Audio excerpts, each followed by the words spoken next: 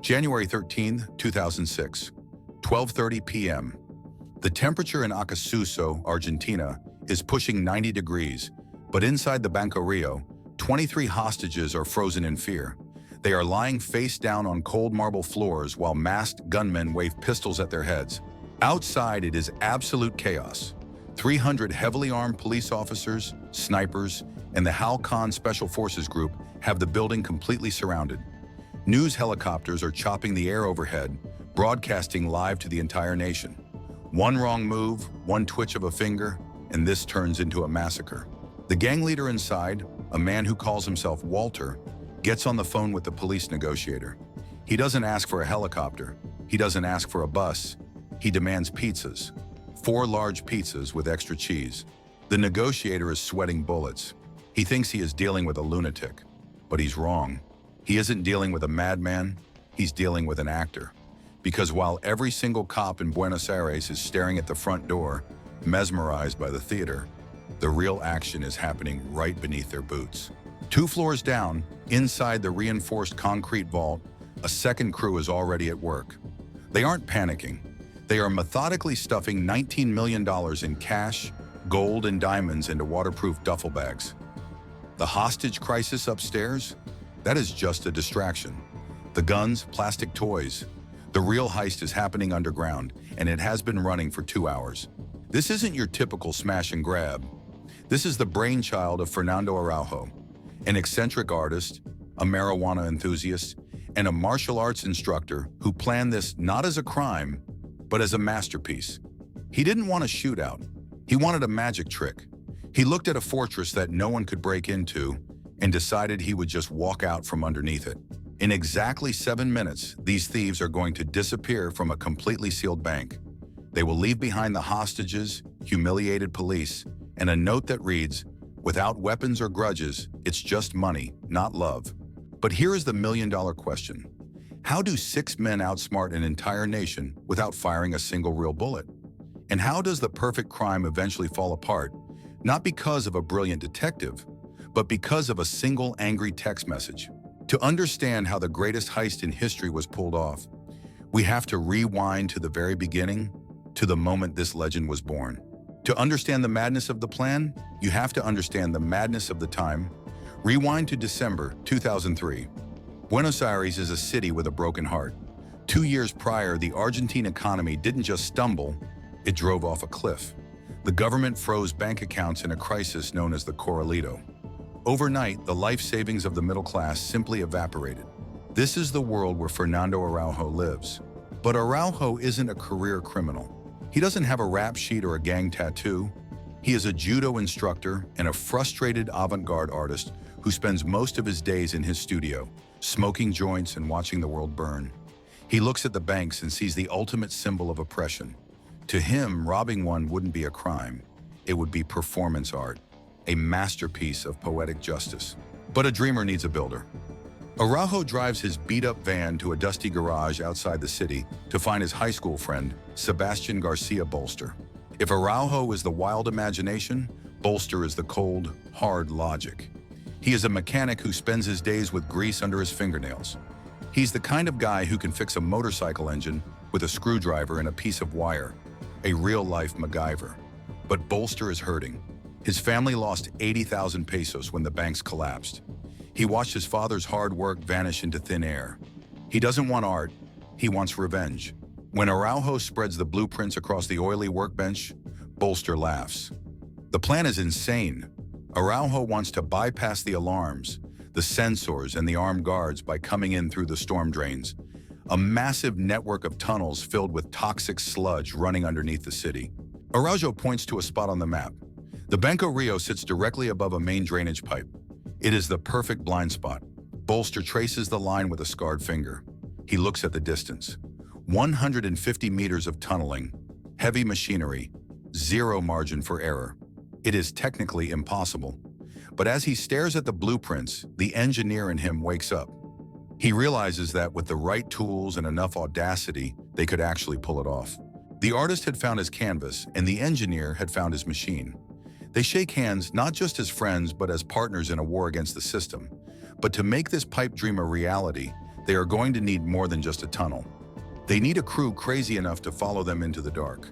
By early 2004, Araujo and Bolster realized that passion and blueprints aren't enough. To pull off the impossible, they need a specific set of skills. They don't just need criminals, they need specialists. Enter Ruben Beto de la Torre. Beto is old school. He was part of the infamous Superband gang that terrorized banks in the 80s.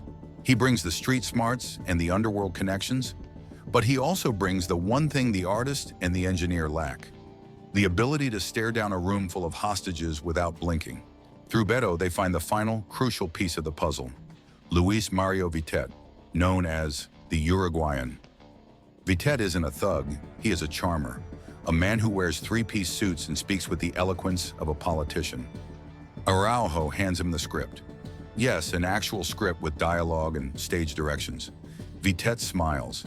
He realizes his role isn't just to rob a bank, it is to play the character of Walter, the polite, apologetic bad guy who will keep the police mesmerized. The plan relies on a brilliant paradox: maximum intimidation with zero violence. They buy plastic toy guns, replicas of Berettas. To make them feel real, they weigh them down with lead. If the hostages feel the weight of the gun against their neck, they won't doubt it's lethal. It is the ultimate bluff. But while the actors rehearse their lines in a warehouse, Bolster enters his own personal hell. In September 2005, the engineer descends into the storm drains. The conditions are medieval. He is wading through waist-deep raw sewage, fighting off rats the size of cats, and breathing air thick with methane gas.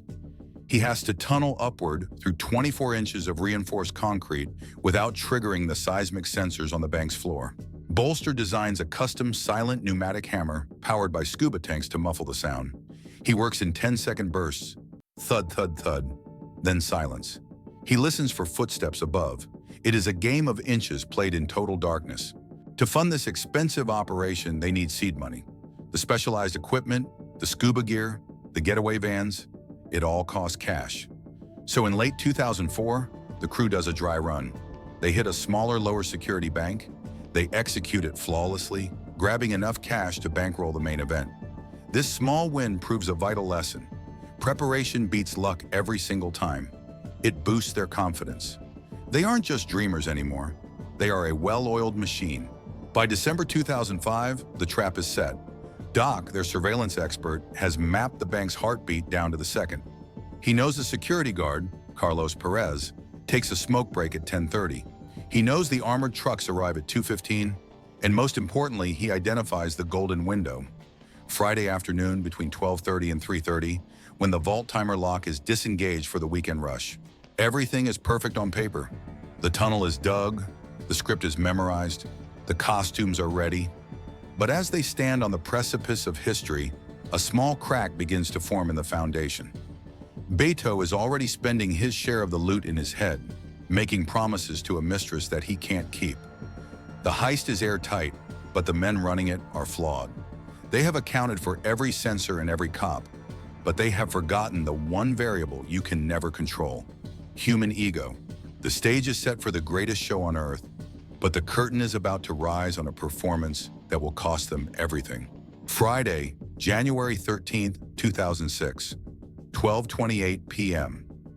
Sebastian Bolster, the engineer, slides into the black water of the storm drain. He is wearing a wetsuit and carrying a modified hydraulic ram. He wades through the filth, heart pounding against his ribs, until he reaches the X marked on the concrete ceiling. He is directly beneath the vault. 3 minutes later, upstairs, the actors take the stage. Vitet, Araujo, and the crew walk through the front doors of Banco Rio dressed in sharp suits. They look like wealthy clients here to check their portfolios. But the moment the security guard turns his back, the illusion shatters. "Nobody move, this is a robbery." Vitete's voice booms with military authority. He waves the plastic replica gun. It looks heavy. It looks lethal. Within 90 seconds, the bank belongs to them. They lock the doors, herd the 23 hostages into a corner, and wait. At 12:45 p.m., the first siren wails, then another.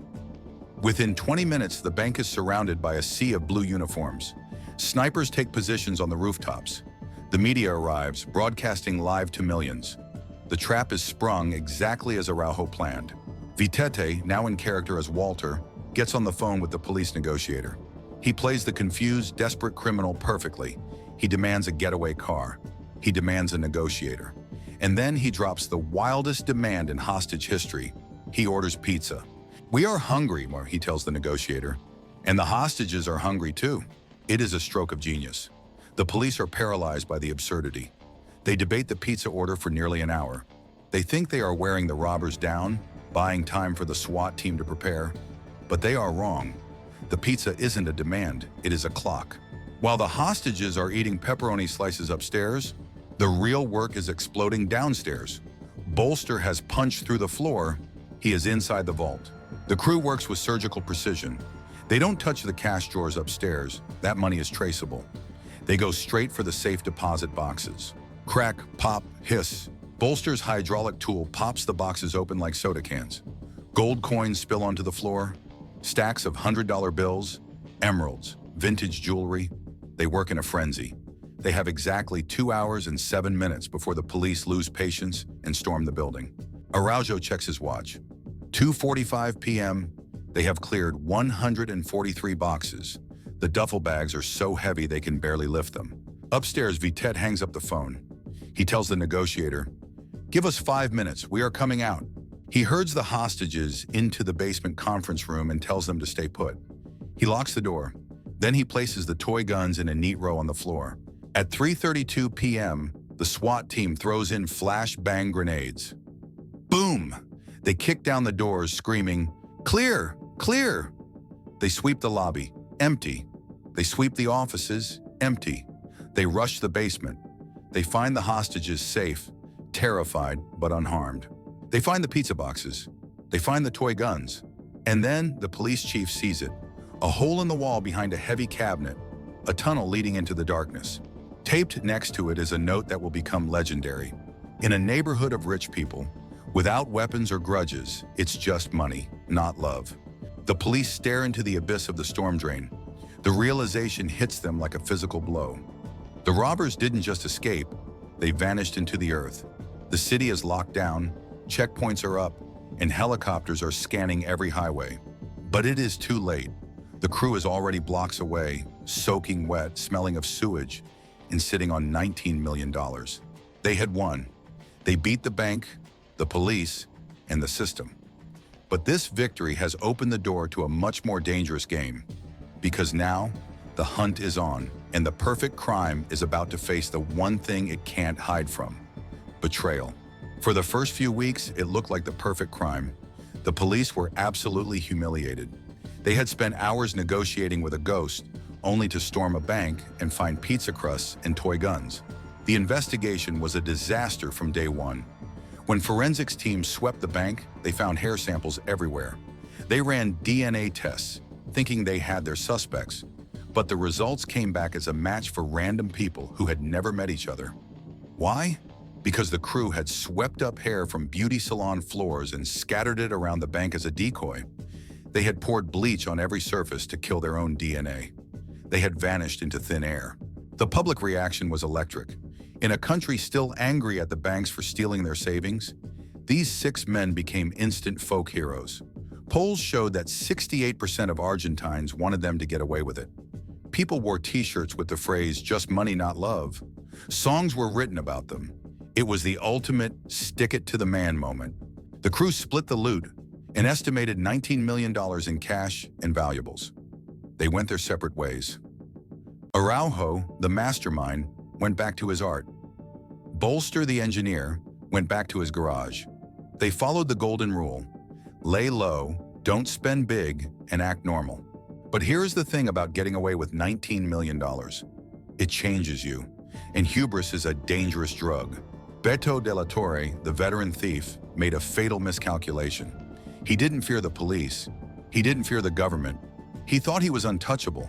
He took his cut of the money and started planning a new life in Paraguay with his girlfriend, a young woman he met at a nightclub. But Beto wasn't single. He was married to Alicia Di Tullio. Alicia wasn't stupid. She noticed the strange behavior.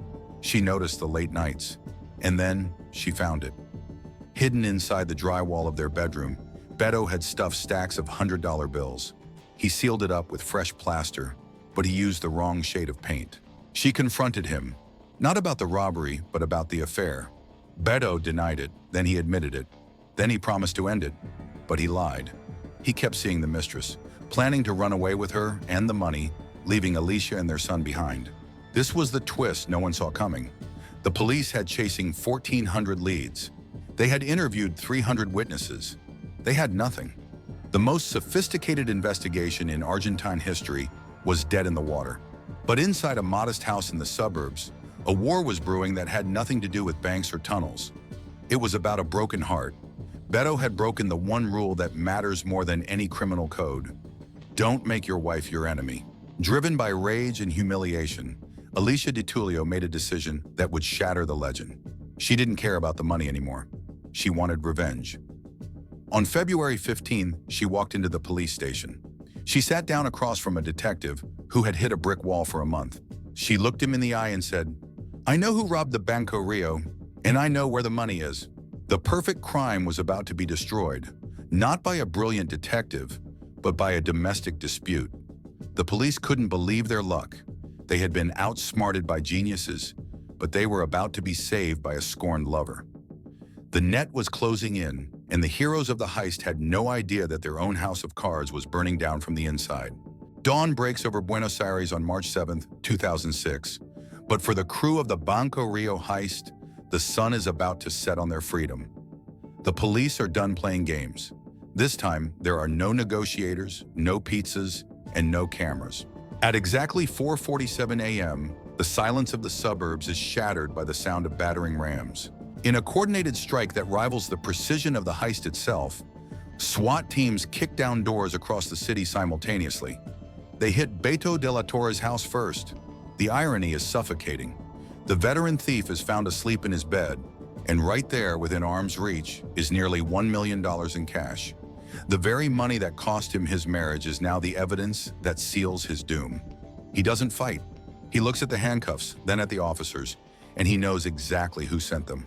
His wife's revenge is complete. Minutes later, across town, they grab Vitet, the man in the gray suit, then Doc, then Bolster, the engineer. The dominoes fall with terrifying speed. Fernando Araujo, the mastermind, flees to the mountains, attempting to disappear into the wild. But the dragnet is too tight. He is captured days later, his masterpiece interrupted by the cold steel of law enforcement. The authorities parade them before the cameras, expecting to show the public a group of defeated criminals. But what happens next turns the courtroom into the final act of Araujo's screenplay. The prosecutor is out for blood. He slams his fist on the table, demanding maximum sentences for armed robbery. He wants 20 years. He wants to bury them beneath the prison for humiliating the state. But Araujo and his defense team pull a move that is pure legal jiu-jitsu. They point to the evidence recovered at the bank, the guns. Your Honor, the defense argues, this was not armed robbery. These men used plastic toys. They never endangered a single life. You cannot sentence a man for shooting with a water pistol. The courtroom is stunned. The forensic reports confirm it. The weapons left behind were replicas, weighted with lead, but incapable of firing a bullet.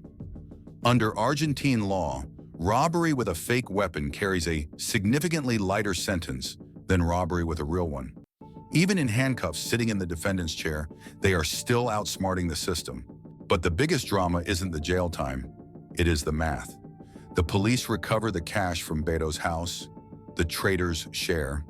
But what about the rest? What about the estimated $18 million in gold, diamonds, and cash that vanished down the storm drain? Detectives tear apart the robbers' homes. They dig up backyards, they freeze accounts, they interrogate family members. They find absolutely nothing. The money has evaporated. When pressed about the missing fortune, Araujo just smiles and shrugs. What money? He implies. We are just artists. The bank says there was money, but banks lie, don't they? The judge hands down the sentences. Not life, not 20 years. They receive sentences ranging from 9 to 15 years. With good behavior, they will be walking free in a fraction of that time. As they are led away to prison, the crowds outside the courthouse don't boo. They cheer. In the eyes of the struggling public, the state didn't win. The government got the bodies, but the legend and the fortune remained untouchable. The prison doors slam shut with a heavy metallic finality. The adrenaline of the heist is gone.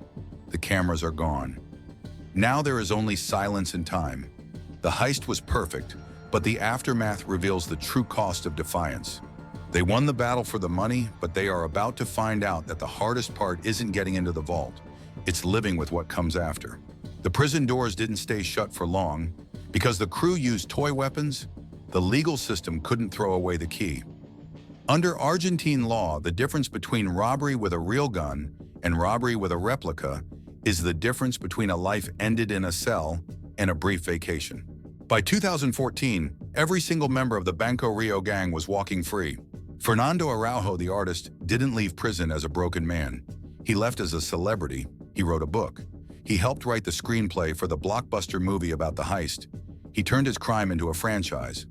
To this day, he maintains that the robbery was an artistic statement, a critique of the capitalist system that had failed his country. Luis Mario Vitet, the man in the gray suit, was deported back to Uruguay. He opened a jewelry store, a delicious bit of irony that he loves to joke about on social media. He has become a TikTok star, boasting about his retirement and engaging with fans who still call him a legend. But what about the money? That is the question that still haunts the authorities. Of the estimated $19 million taken from the vault, police recovered less than $1 million, the stash found in Beto's house. The other $18 million? Gone. Some theories say it was buried in the mountains. Others say it was laundered into real estate or Bitcoin before Bitcoin was even a thing. The banks and insurance companies eventually reimbursed the victims. But the actual cash, the gold coins from the 1800s, and the emeralds simply evaporated. However, the story has a dark side. Beto de la Torre, the man who brought in the heavy hitters, lost everything. He didn't just lose his freedom, he lost the money, he lost his family, and he lost the respect of his crew. While the others became folk heroes, he became the cautionary tale. His story teaches a brutal lesson. Unchecked ambition and personal betrayal will rot even the most perfect victory from the inside out. You can engineer a tunnel through concrete, but you cannot engineer loyalty. The system eventually stabilized. The banks upgraded their sensors. The police rewrote their hostage protocols, but the damage was done. The Banco Rio heist shattered the illusion of security. It proved that a group of amateurs with a good plan could humiliate the state. As the dust settled, the world was left with a complicated legacy. Were they heroes who redistributed wealth in a corrupt system, or just selfish criminals who got lucky? The court said they were guilty. The people said they were legends. But as we move to the final chapter, one truth remains. The perfect crime doesn't exist because someone always pays the price. The only question is, who? Today, the Banco Rio stands on the same corner in Acasuso. The storm drain has been reinforced with steel bars. The motion sensors are state-of-the-art. But if you stand on that sidewalk and listen closely, you can almost feel the ghost of the greatest magic trick ever pulled. The $19 million remains one of the great unsolved mysteries of the modern age. Was it spent on high-end jewelry and luxury cars? Is it buried in a waterproof drum somewhere in the Andes Mountains?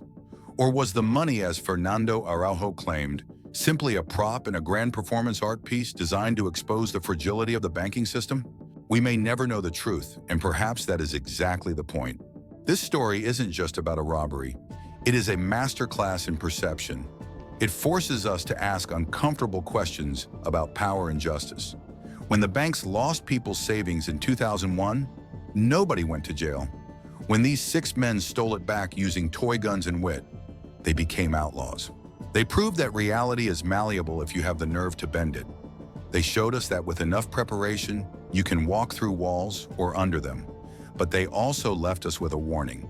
You can engineer a tunnel through concrete, and you can fool 300 police officers, but you cannot outrun your own flaws. The heist was perfect. The humans were not.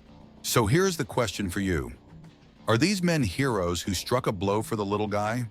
Or are they just reckless criminals who got lucky? Would you have taken the deal? $19 million in exchange for a few years in a cell and a lifetime of looking over your shoulder? If this story kept you on the edge of your seat, do me a huge favor. Smash that like button right now. It really helps us get these insane true stories out to more people. And if you haven't already, hit that subscribe button and ring the bell so you never miss a deep dive into the world's most fascinating mysteries. I want to hear from you in the comments. We have just covered the heist of the century, but the world is full of untold legends. Who should we investigate next? Do you want to hear about a tech tycoon running from the law? A Cold War spy who vanished without a trace? Or another impossible heist that defies logic? Drop your suggestions below. I read every single comment. Until next time, keep your eyes open because the next great story might be happening right under your feet.